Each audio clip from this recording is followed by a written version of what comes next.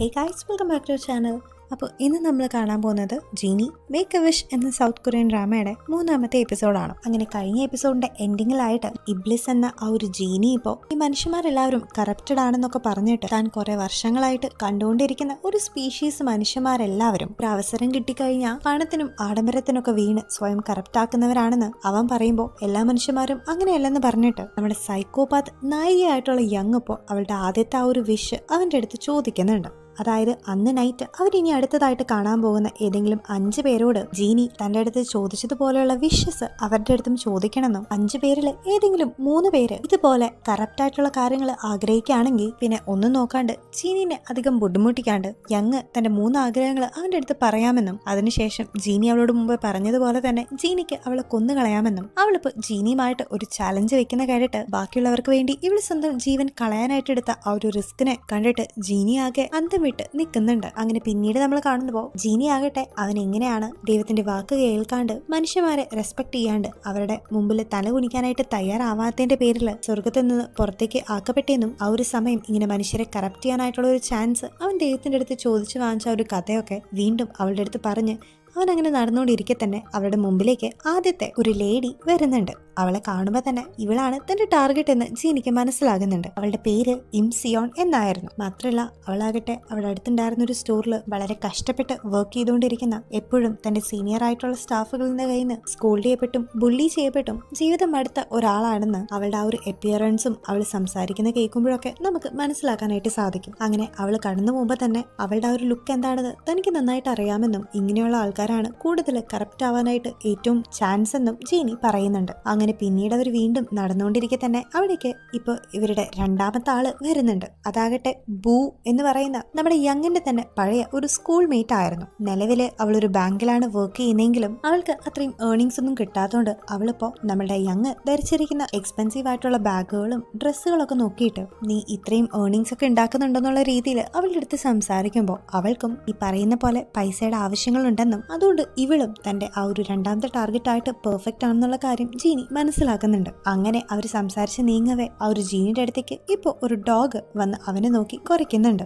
ഈ നേരം പട്ടികൾക്ക് നിന്നെ കാണാൻ പറ്റുമെന്നും നീ സാധാരണ എല്ലാവർക്കും ഇൻവിസിബിൾ അല്ലേന്നും യങ് ചോദിക്കുമ്പോൾ ഹ്യൂമൻസിനൊക്കെ താൻ ഇൻവിസിബിൾ ആണെങ്കിലും ഈ ഡോഗ്സിന് ഇൻവിസിബിൾ ആയിട്ടുള്ള സ്പിരിറ്റിനെയും ജീനിമാരെയൊക്കെ കാണാനായിട്ടുള്ള പ്രത്യേക കഴിവുണ്ടെന്നും അവനിപ്പോ പറയുന്നുണ്ട്. മാത്രമല്ല ആ ഡോഗ് ഇപ്പൊ നിർത്താതെ അവന്റെ മുഖത്ത് നോക്കി കുറയ്ക്കുമ്പോൾ ഇവൻ എന്റെ 3ാമത്തെ ടാർഗറ്റ് ആയിട്ട് പെർഫെക്റ്റ് ആണെന്ന് പറഞ്ഞിട്ട് 3ാമത്തെ ആ ഒരു പേഴ്സൺ ആയിട്ട് അവൻ ആ ഒരു ഡോഗിനെ തെരഞ്ഞെടുക്കുന്നുണ്ട്. ഇതേ നേരം ആദ്യം യങ് അതിന് സമ്മതിച്ചില്ലെങ്കിലും പിന്നീട് അവളും അതിന് ഓക്കെ പറയുന്നുണ്ട്. അങ്ങനെ വീണ്ടും അവർ നടന്നുകൊണ്ടിരിക്കെ തന്നെ അവിടേക്ക് ഇവരുടെ 4ാമത്തെ ടാർഗറ്റ് എത്തുന്നുണ്ട്. അതാകട്ടെ കഴിഞ്ഞ എപ്പിസോഡിൽ നമ്മൾ കണ്ടിരുന്ന സാങ്ടി എന്ന് പറയുന്ന ആ ഒരു ട്രക്ക് ഡ്രൈവർ ആയിരുന്നു. അവനും എന്തൊക്കെയോ ചുറ്റിക്കളികളുള്ളതായിട്ട് കഴിഞ്ഞ എപ്പിസോഡിൽ നമ്മൾ കണ്ടതാണ്. അങ്ങനെ പിന്നീട് നമ്മുടെ ഫൈനൽ ആയിട്ടുള്ള 5ാമത്തെ ആളും അവിടേക്ക് എത്തുന്നുണ്ട്. പുള്ളിക്കാരനാകട്ടെ യോങ് ഹിയോൺ എന്ന് പറയുന്ന ഒരു യൂട്യൂബർ ആയിരുന്നു. അങ്ങനെ ഇപ്പോൾ യങ് പറഞ്ഞതുപോലെ തന്നെ ആ ഒരു നൈറ്റ് അടുത്തതായിട്ട് കാണുന്ന 5 പേരെ ജീനി ഇപ്പോൾ തന്റെ ടാർഗറ്റുകളായിട്ട് തെരഞ്ഞെടുത്തിട്ട് ഇനി അവരോട് തന്റെ 3 ആഗ്രഹങ്ങൾ സാധിച്ചു കൊടുക്കാനായിട്ടുള്ള കാര്യങ്ങൾ പറയാനായിട്ട് ആരംഭിക്കുന്നേക്കാളും മുമ്പും ശരിക്കും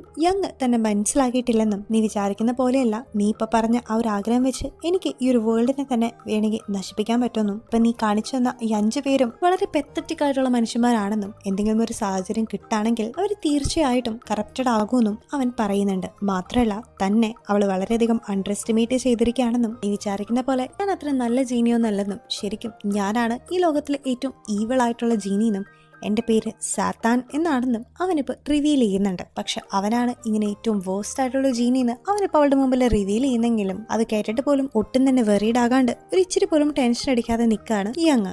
അവിടുന്ന് പിന്നീട് സീൻ കട്ട് ചെയ്ത് നമ്മളെ കാണിക്കുന്നത് യങ് ഇപ്പോൾ ഏൻഷ്യന്റ് ആയിട്ടുള്ള പാലസിലുള്ള ആരെയോ പോലെ ഡ്രസ് ചെയ്തിട്ട് ഗോൾഡിനൊക്കെ ചുറ്റും ഇരിക്കുന്നതും സ്വയം സംസാരിക്കുന്നതും വളരെ ഹാപ്പി ആയിട്ട് ചിരിക്കുന്നതും ആരോടും സംസാരിക്കുന്നതൊക്കെ പോലെയുള്ള ഒരു സ്വപ്നം കണ്ട് ഞെട്ടി എണീക്കുന്ന നമ്മുടെ യങ്ങിനെ തന്നെയാണ്. ഇതേ നേരം തന്നെ വേറൊരു സ്ഥലത്ത് നമ്മുടെ സെയ്ഡിനെയും ഇബ്ലിസിനെയും കാണിക്കുകയാണ്. തലേദിവസം അവൾ പറഞ്ഞതും അവളുടെ ആദ്യത്തെ ആ ഒരു ആഗ്രഹത്തിനെ പറ്റിയൊക്കെ സെയ്ഡ് കേൾക്കുമ്പോൾ അത് കേട്ട് അവൻ ആകെ തന്നെ ടെൻഷൻ അടിക്കുന്നുണ്ട്. കാരണം യങ് ആകട്ടെ ഇതിനു മുമ്പുള്ള അവരുടെ പല ജന്മങ്ങളിലായിട്ട് വിഷ് ചെയ്തുകൊണ്ടിരുന്നതൊക്കെ അവൾക്ക് അനുകൂലമായിട്ട് വന്നിട്ടുള്ളൂ, ആരെയും ദ്രോഹിക്കാൻ വേണ്ടി ആയിരുന്നില്ലെന്നും അത് നല്ല തീരുമാനങ്ങൾ മാത്രമാണെന്നൊക്കെ അവൻ പറയുമ്പോൾ അപ്പോൾ ഒരുപക്ഷെ ഈ ഒരു സമയത്തും അവൾ പറഞ്ഞതുപോലെ തന്നെയാണോ സംഭവിക്കാൻ പോകുന്നതെന്നും ജീനിക്ക് ആ ഒരു ബെറ്റ് നഷ്ടപ്പെടുമെന്നും അവനിപ്പോ ചെറിയ ടെൻഷനൊക്കെ തോന്നുന്നുണ്ട്. ഇതുകൊണ്ട് തന്നെ അവളുടെ ഒപ്പം നടന്നിട്ട് അവളെ പറ്റിയുള്ള സീക്രട്ടുകളൊക്കെ അപ് ടു ഡേറ്റ് ആയിട്ട് തന്നെ അറിയിക്കാനും അവളൊന്ന് ക്ലോസ് ആയിട്ട് നിരീക്ഷിക്കുന്നതിനും വേണ്ടിയിട്ട് ജീനി ഇപ്പോൾ അവന്റെ ആ ഒരു അസിസ്റ്റന്റ് ആയിട്ടുള്ള ഒരു സെയ്ഡിനെ അവളുടെ വർക്ക്ഷോപ്പിലേക്ക് അവൾ അസിസ്റ്റ് ചെയ്യാനായിട്ട് പറഞ്ഞ് വിടുന്നുണ്ട്. പക്ഷെ എത്രയൊക്കെ അവൻ ശ്രമിച്ചിട്ടായാൽ പോലും സെയ്ഡിനെ ഇങ്ങോട്ടേക്ക് പറഞ്ഞു വിട്ടത് ഇബ്ലിസ് തന്നെയാണെന്നും അവർ രണ്ടുപേരും ബെസ്റ്റ് ഫ്രണ്ട്സിനെ പോലെയാണെന്നും വളരെ പെട്ടെന്ന് തന്നെ വളരെ ഇന്റലിജന്റ് ആയിട്ടുള്ള യങ് അപ്പോൾ കണ്ടുപിടിക്കുകയും അങ്ങനെ ആദ്യത്തെ ആ ഒരു പ്ലാൻ തന്നെ അവന്റെ ഫെയിൽ ആവുകയും ചെയ്യുന്നുണ്ട്. പക്ഷെ എന്നിട്ടും വിട്ടുകൊടുക്കാണ്ട് അവൻ ഇവളെ പറ്റി കൂടുതൽ അറിയുന്നതിന് വേണ്ടിയിട്ട് ഇവളുടെ പല കാലഘട്ടങ്ങളിലുള്ള ഇവളുടെ പല പല ജന്മങ്ങളിലേക്ക് ഇപ്പൊ ടൈം ട്രാവൽ ചെയ്ത് പോകുന്നുണ്ട്. അവിടേക്ക് ഒക്കെ ചെന്നിട്ട് അവൻ ആ ഒരു 3 ആഗ്രഹങ്ങളെ പറ്റി അവളോട് ചോദിക്കുകയും അവള് അപ്പോ ചെയ്യാൻ ഉദ്ദേശിച്ച കാര്യങ്ങൾ എന്തൊക്കെയാണെന്ന് അറിയാനും അവൻ ശ്രമിക്കുന്നതിന്റെ ഇടയിൽ അവൻ ആദ്യം തന്നെ എത്തുന്നത് കുറച്ച് ഡെക്കേഡുകൾ മുമ്പുള്ള ഒരു കാലഘട്ടത്തിലേക്കാണ്. ആ ഒരു ജന്മത്തില് അവള് ഒരു സ്പൈ ആയിട്ട് ആർക്കോ വേണ്ടി വർക്ക് ചെയ്യുകയും വളരെ ബോൾഡും ഇന്റലിജന്റും എന്നാൽ സത്യത്തിനെ എപ്പോഴും പ്രൊമോട്ട് ചെയ്യുന്ന ഒരാളുമായിട്ടായിരുന്നു ജീവിച്ചുകൊണ്ടിരുന്നത്. പക്ഷെ ഇതേ നേരം തന്നെ അവളുടെ ശത്രുക്കളായിട്ടുണ്ടായിരുന്ന ഒരുപാട് പോലീസുകാർ ഇപ്പോൾ ആ ഒരു സമയത്ത് വന്ന് അവൾ അറ്റാക്ക് ചെയ്യുകയും അവളെ ഷൂട്ട് ചെയ്യുകയും ഒക്കെ ചെയ്യുമ്പോൾ ആ ഒരു ലൈഫിൽ ഇപ്പോൾ അവളെ രക്ഷപ്പെടുത്തുന്നത് അവിടേക്ക് പെട്ടെന്ന് ടൈം ട്രാവൽ ചെയ്ത് എത്തിയിട്ടുണ്ടായിരുന്ന നമ്മുടെ ജീനി തന്നെയാണ്. അവൻ ഈ ഒരു അവസരത്തിൽ ആ ഒരു 3 വിഷയങ്ങളെ പറ്റി അവളോട് ചോദിക്കാൻ നിൽക്കുന്നുണ്ടെങ്കിലും അവളാകട്ടെ അവന്റെ മൈൻഡ് പോലും ചെയ്യാണ്ട് അവിടെ നിന്ന് പോകുന്നുണ്ട്. ഇതേ നേരം തന്നെ അവനെതിരെ ഒരുപാട് പോലീസുകാർ ഷൂട്ട് ചെയ്യുകയും അവൻ തിരിച്ച് അവരെ അറ്റാക്ക് ചെയ്യുകയും അങ്ങനെയൊക്കെ ചെയ്ത് അവിടെ ഫുള്ളും ഒരു പ്രോബ്ലംസ് ഉണ്ടാവുമ്പോൾ അവൻ ഇത് തനിക്ക് പറ്റിയ സ്ഥലമല്ലെന്ന് പറഞ്ഞ് നേരെ ടൈം ട്രാവൽ ചെയ്ത് വരുന്നുണ്ട്. പിന്നീട് അവൻ അവളുടെ വേറൊരു ലൈഫിലേക്ക് ചെല്ലുമ്പോൾ അത് ജോസിയൻ എറയിലേക്കാണ് അവൻ നേരെ ടൈം ട്രാവൽ ചെയ്ത് എത്തുന്നത്. അവിടെ ആകട്ടെ അവളിപ്പോ കിങ്ങിന്റെ മുമ്പിൽ നിന്ന് എന്തോ പറയുന്നതിന്റെ ഇടയിൽ അവൻ അങ്ങോട്ടേക്ക് വരുമ്പോഴും അവനെ കാണുമ്പോൾ വളരെ വിയേർഡായിട്ട് തോന്നുന്ന കിങ് ഇപ്പോ അവനെ ബിഹെഡ് ചെയ്യാനായിട്ട് ആജ്ഞാപിക്കുകയും അങ്ങനെ അവന്റെ തല തന്നെ ആ ഒരു ലൈഫിൽ വെച്ച് നഷ്ടപ്പെടുന്നുണ്ട്. ഇതിലൂടെയൊക്കെ തന്നെ അവളുടെ പഴയ ലൈഫുകളിലേക്ക് പോയിട്ട് അവളെ പറ്റി കണ്ടുപിടിക്കുക ഇംപോസിബിൾ ആണെന്ന് മനസ്സിലാക്കി അവനിപ്പോ നേരെ പ്രസന്റ് ആയിട്ടുള്ള ലൈഫിലേക്ക് എത്തുന്നുണ്ട്. അവിടെ ചെന്നിട്ട് അവനിപ്പോ നേരിട്ട് അവളെ കണ്ട് സംസാരിക്കുമ്പോൾ അവളാകട്ടെ എപ്പോഴാണ് അവൻ താൻ പറഞ്ഞതുപോലെ 5 പേരുടെയും വിഷസ് ഒക്കെ ഗ്രാൻഡ് ചെയ്ത് തുടങ്ങാന്ന് പറഞ്ഞ് വളരെ എക്സൈറ്റഡ് ആയിട്ട് ചോദിക്കുമ്പോൾ അങ്ങനെ പെട്ടെന്നൊന്നും അത് ചെയ്യാൻ പറ്റില്ലെന്നും കാരണം അവർക്ക് ജീനി ഇരിക്കുന്ന ഒരു ലാമ്പ് വിസിബിൾ ആവണമെങ്കിൽ അവർ അത്രമാത്രം ഒരു കാര്യം ആഗ്രഹിച്ചുകൊണ്ടിരിക്കണമെന്നും അങ്ങനെ ഒരു ചിന്ത വരുമ്പോഴേ അവർക്ക് ആ ഒരു ലാമ്പിനെ കാണാൻ പറ്റുള്ളൂന്നും ജീനി ഇപ്പോൾ അവളുടെ അടുത്ത് പറയുന്നുണ്ട്. ഇത് കേൾക്കുമ്പോൾ നീ ഇപ്പൊ പറയുന്ന പോലെ അവർ ആഗ്രഹം പറഞ്ഞിട്ട് നിനക്ക് അത് ശരിക്കും അവർക്ക് ചേഞ്ച് ചെയ്ത് കൊടുക്കാൻ പറ്റിയ കാര്യം ഞാൻ എങ്ങനെ അറിയൂന്നും മറ്റും അവള് ചോദിക്കുമ്പോൾ അതിനൊരു വഴിയുണ്ടെന്ന് പറഞ്ഞ് അവനിപ്പോ നേരെ അവളെയും കൂട്ടിയിട്ട് ഒരു ബിൽഡിങ്ങിന്റെ മുകളിലേക്ക് കൂട്ടിക്കൊണ്ടു പോകുന്നുണ്ട്. ഈ നേരത്ത് അവിടെ ചെന്നിട്ട് അവൻ ഇവിടെ വെച്ച് നിനക്കൊരു ക്വില്ലിനെ കിട്ടുമെന്നും ആ ക്വില്ല് ഉപയോഗിച്ച് നീ എന്തെഴുതാലും അത് സത്യം മാത്രം കാണിച്ചു തരുള്ളൂന്നും അത് വെച്ച് നിനക്ക് എല്ലാ കാര്യങ്ങളും കണ്ടുപിടിക്കാമെന്നും അവൻ പറയുന്നുണ്ട്. ഇതേ നേരം തന്നെ ആ ഒരു ബിൽഡിങ്ങിന്റെ ഓണറായിട്ടുള്ള റിയൽ എസ്റ്റേറ്റ് ഡെവലപ്പർ കൂടിയായിട്ടുള്ള എച്ച്ലായേൽ എന്നൊരാള് ഇപ്പൊ അവിടേക്ക് വരുന്നുണ്ട്. പക്ഷെ ഇതേ നേരം തന്നെ ഇബ്ലിസ് ഇപ്പോ യങ്ങിനെ നേരെ ആ ഒരു ടവറിന്റെ മുകളിൽ നിന്ന് താഴേക്ക് തള്ളിയിടുകയും ഈ ഒരു കാര്യം കാണുമ്പോൾ തന്നെ എച്ച്ലായേൽ അവന്റെ വിങ്സ് ഒക്കെ പടർത്തി നേരെ താഴേക്ക് ചാടി അവളെ രക്ഷപ്പെടുത്തി വളരെ സേഫ് ആയിട്ട് അവളെ താഴേക്ക് എത്തിക്കുന്നുണ്ട്. സോ ഇതിലൂടെ തന്നെ എൽജായേൽ അങ്ങനെ സാധാരണ ഒരു മനുഷ്യനല്ലെന്നും അവൻ ഈ മരിച്ചു പോയവരൊക്കെ ആഫ്റ്റർ ലൈഫിലേക്ക് കൂട്ടിക്കൊണ്ടുപോകുന്ന ഒരു ഏഞ്ചൽ ആണെന്നും നമുക്ക് വ്യക്തമാകുന്നുണ്ട്. അതുകൊണ്ട് തന്നെ അവൻ മാക്സിമം എല്ലാരെയും പ്രൊട്ടക്ട് ചെയ്യാനും മറ്റുമാണ് ശ്രമിച്ചുകൊണ്ടിരിക്കുക. മാത്രമല്ല ഈ ഇൽജായേൽ എന്ന് വെച്ച് കഴിഞ്ഞാൽ നമ്മുടെ ഇബ്ലിസിന്റെ ഒരു ബ്രദർ കൂടിയാണെന്നും നമുക്ക് പറയാം. പക്ഷെ കാര്യം അവർ ബ്രദേഴ്സ് ഒക്കെ ആണെങ്കിലും ഇബ്ലിസിന് ഒരു നെഗറ്റീവ് ആയിട്ടുള്ള ഒരു പേഴ്സണാലിറ്റി ആണെങ്കിൽ എച്ച്ലായേലിന് അവന് നേരെ ഓപ്പോസിറ്റ് ആയിട്ടുള്ള ഒരു പേഴ്സണാലിറ്റി ആണ് ഉണ്ടായിരുന്നത്. മാത്രമല്ല അവർക്ക് രണ്ടുപേർക്കും പരസ്പരം വലിയ കാര്യമൊന്നും അല്ലാതിരുന്നതുകൊണ്ട് ഇബ്ലിസ് 1000 വർഷങ്ങൾക്കപ്പുറം ആ ഒരു ലാമ്പിൽ ലോക്ക്ഡ് ആയിരുന്ന സമയത്ത് എച്ച്ലായേൽ കണ്ടിന്യൂസ് ആയിട്ട് വന്നിട്ട് അവൻ ഒരിക്കലും പുറത്തേക്ക് വരാത്ത രീതിയിൽ അവനെ മണ്ണുകൊണ്ട് മൂടിയിരിക്കുന്നതും നമ്മളെ കാണിക്കുന്നുണ്ട്. ഇതേ നേരം തന്നെ അവൻ തന്നോട് ചെയ്തതിനൊക്കെ പകരം വീട്ടാനായിട്ട് ഇബ്ലിസ് ഇപ്പൊ അവന്റെ ആ ഒരു ബിൽഡിംഗ് തന്നെ തകർക്കുന്നുണ്ട്. അവരങ്ങനെ അവിടെ ഫൈറ്റ് ചെയ്യുന്നതിന്റെ ഇടയിൽ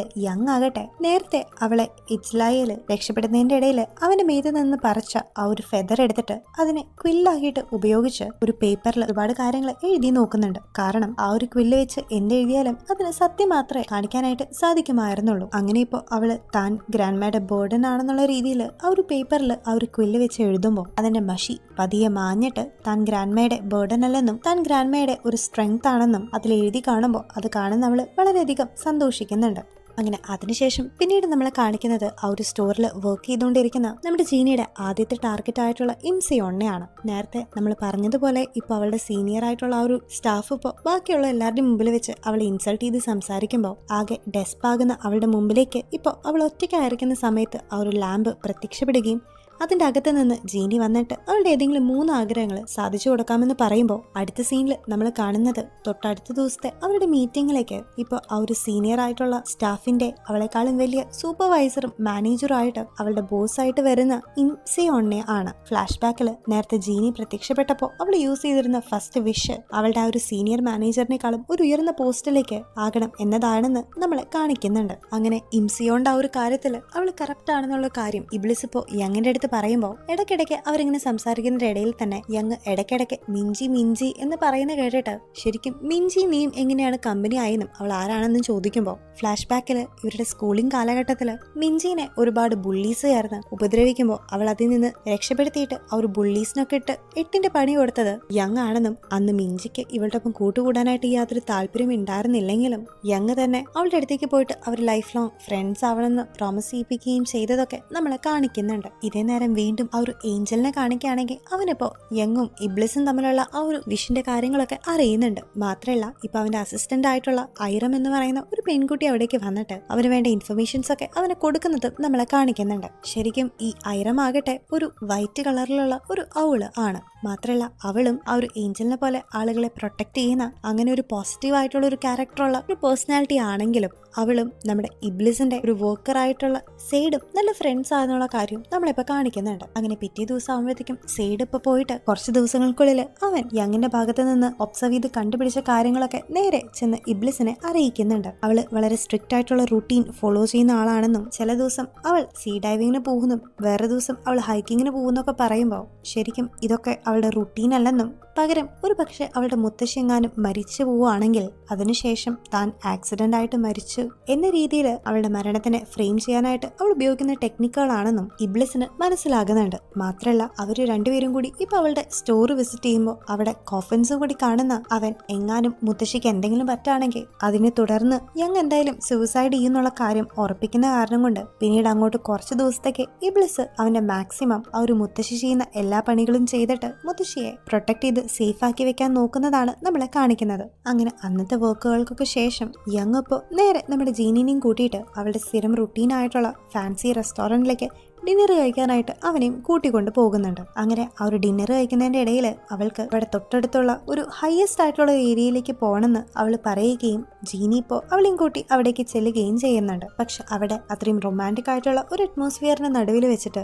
എനിക്കെന്തോ നിങ്ങളോട് എന്തോ ഒരു ഇഷ്ടമുള്ള പോലെ അവൾക്ക് ഫീൽ ചെയ്യുന്നു എന്ന് യങ് ഇപ്പോൾ ജീനിയുടെ അടുത്ത് പറയുമ്പോൾ അത് കേട്ട് അവൻ വളരെയധികം ഷോക്ക്ഡ് ആയി പോകുന്നുണ്ട്. കാരണം ആ ഒരു 3 വിഷയം നടപ്പിലാക്കിയതിനു ശേഷം അവളെ കൊല്ലാൻ നിൽക്കുന്ന ആ ഒരു ജീനിയുടെ മുഖത്ത് നോക്കി അവന് ഇഷ്ടമാണെന്ന് പറയുന്ന യങ്ങിനെ കാണുമ്പോൾ അവൻ ഒരേ സമയം പേടിയും കൺഫ്യൂഷനും ആകുന്നുണ്ട്. പക്ഷെ അവനാകട്ടെ അത് അത്രയും കാര്യമായിട്ട് എടുത്തില്ലെങ്കിലും അവന്റെ പവേഴ്സ് ഒക്കെ വെച്ച് സിറ്റിയിലുള്ള ലൈറ്റുകളൊക്കെ ഓഫ് ചെയ്ത് അവനിപ്പോ അവൾക്ക് സ്റ്റാറുകളെ കാണിച്ചു കൊടുക്കുമ്പോൾ ഒരിക്കലും അവളുടെ ബെസ്റ്റ് ഫ്രണ്ട് ആയിട്ടുള്ള മിഞ്ചി നിനക്ക് ആരെങ്കിലും നക്ഷത്രങ്ങളെ കാണിച്ചു തരാണെങ്കിൽ അതിനർത്ഥം അവർക്ക് നിങ്ങളെ ഇഷ്ടമാണെന്ന് പറഞ്ഞത് ഓർക്കുന്ന യങ് ഇപ്പോ ജീനിക്ക് തന്നെ ഇഷ്ടമാണെന്ന് തന്നെ കിസ് ചെയ്യണമെന്നും തെറ്റിദ്ധരിക്കുന്നുണ്ട്. പക്ഷെ അവളാകട്ടെ എനിക്കും അതിന് സമ്മതമാണെന്ന് പറഞ്ഞ് അവനോട് അവളെ കിസ് ചെയ്തോളാൻ പറയുന്നുണ്ടെങ്കിലും ഇതൊക്കെ കേട്ട് ആകെ ഷോക്ക്ഡ് ആയിട്ട് ശരിക്കും ഇവൾക്ക് വട്ട് തന്നെയാണെന്ന് ഉറപ്പിച്ചു നിൽക്കുന്ന നമ്മുടെ ജീനിയെ കാണുമ്പോൾ ഇപ്പൊ അവള് തന്നെ നേരെ അവന്റെ അടുത്തേക്ക് വന്ന് അവനെ കിസ് ചെയ്തതിനു ശേഷം എന്തിനാണ് ആൾക്കാർ എങ്ങനെ കിസ് ചെയ്യുന്നതെന്നും ഇതിലൂടെ എന്താണ് അവർക്ക് കിട്ടാന്നൊക്കെ ചോദിച്ച് അവിടെ നിന്ന് മാറുമ്പോൾ അവള് ഒരു ഗുഡ് കിസർ അല്ലെന്ന് മനസ്സിലാക്കി അവനിപ്പോ നേരെ വന്ന് അവളെ വളരെ പാഷനേറ്റ് ആയിട്ട് കിസ് ചെയ്യുന്ന ഒരു സീനും കാണിച്ചു. ഇന്നത്തെ എപ്പിസോഡ് ഇവിടെ എൻഡ് ചെയ്യാണ്. സോ ഗൈസ് അങ്ങനെ നമ്മളുടെ ജീനി പറഞ്ഞതുപോലെ 5 ലിസ്റ്റിൽ ഒരാളെ അവന് കറക്റ്റ് ചെയ്യാനായിട്ട് സാധിച്ചിരിക്കുകയാണ്. അപ്പോൾ ഇനി ബാക്കി വരുന്ന 4 പേരുടെ കേസ് എന്താവുമെന്ന് അടുത്ത എപ്പിസോഡിൽ കൂടെ നമുക്ക് കാണാം. അപ്പോൾ അടുത്ത വീഡിയോ വരുന്നവരെ ടേക്ക് കെയർ ആൻഡ് ബൈ.